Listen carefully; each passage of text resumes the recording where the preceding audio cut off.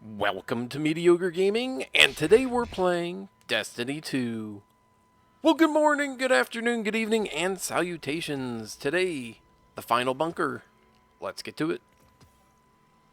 The final Seraph bunker has been revealed on IO, and thus we have all three bunkers for the season. Now this means that if you have not upgraded either of the previous two bunkers, you are now officially behind schedule. So with the new bunker, of course, we have new upgrades and a little bit more story to hear. So when you go to the bunker on IO, then you'll get to see that little bit of story about what's going on and see where Rasputin came into play. So do be sure to check that out. Going in the first time to clear out the bunker, you actually don't have to clear out the bunker at all. So it is very easy. Just go in there, get your story, and then come back out, and then you can do your upgrades. If you have warmind bits left over from previous weeks, then you can certainly do that. And of course, the important thing is what order do you need to do these upgrades in?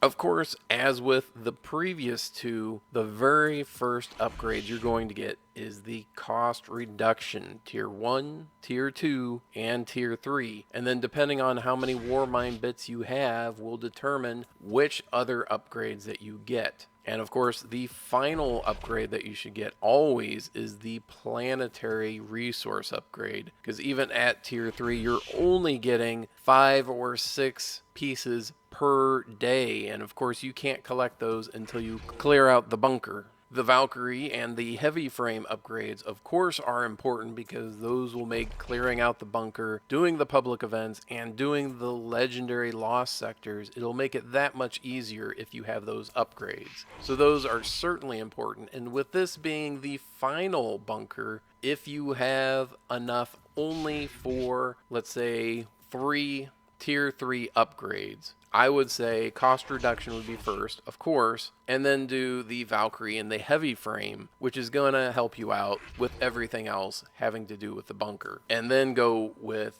the warmind bit generation, tier 1, tier 2, tier 3. That'll give you extra warmind bits doing public events, getting extra bits by doing those weekly bounties from the bunker. And at tier 3, you get a chance to get warmind bits from reckoning encounters, public events, and patrols. So now we've come full circle, and just about any activity that you do in the game has a chance to award warmind bits if you have the upgrades from the other two bunkers. So you have the playlist activities, the Crucible, the Gambit, Strikes, those all have a chance of dropping warmind bits. You have public events, patrols, lost sectors, reckoning.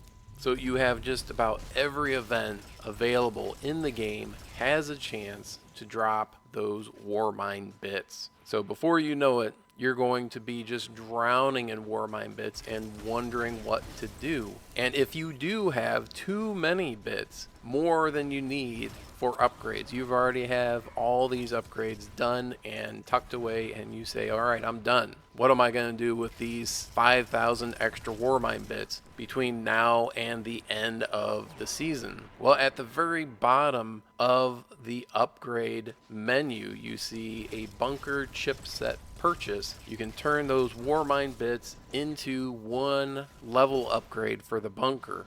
And that will give you one Seraph drop, either armor or weapon piece, with a chance, of course, of getting a bonus item because of these perks that you have with each bunker. Now, the important thing, of course, to say here is because of the last season, you may want to hold off on dropping a bunch of warmind bits into upgrades just yet. Once we find out what the rest of the season has to offer, we may need those warmind bits for a future event or community challenge. So it might be important to hold on to those warmind bits for a little bit longer just to see if we might need it for a community challenge, either for upgrading the bunkers or dumping it into Rasputin on Mars in order to launch more war sats towards the Almighty. But that's it. I hope you enjoyed this video. Be sure to check us out on social media, and thank you for liking, commenting, and subscribing, and we'll see you next time.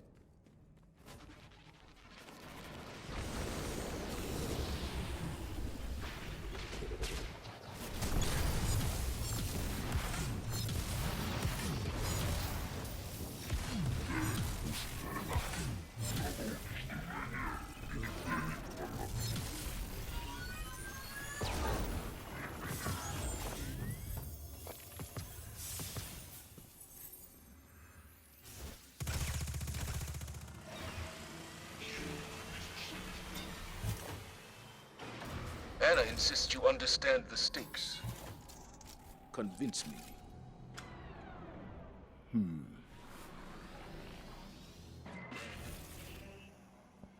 Our enemy reveals itself. The shadow is long and close. Is this what's had your attention? Preparations to fight? To rebuild? To run?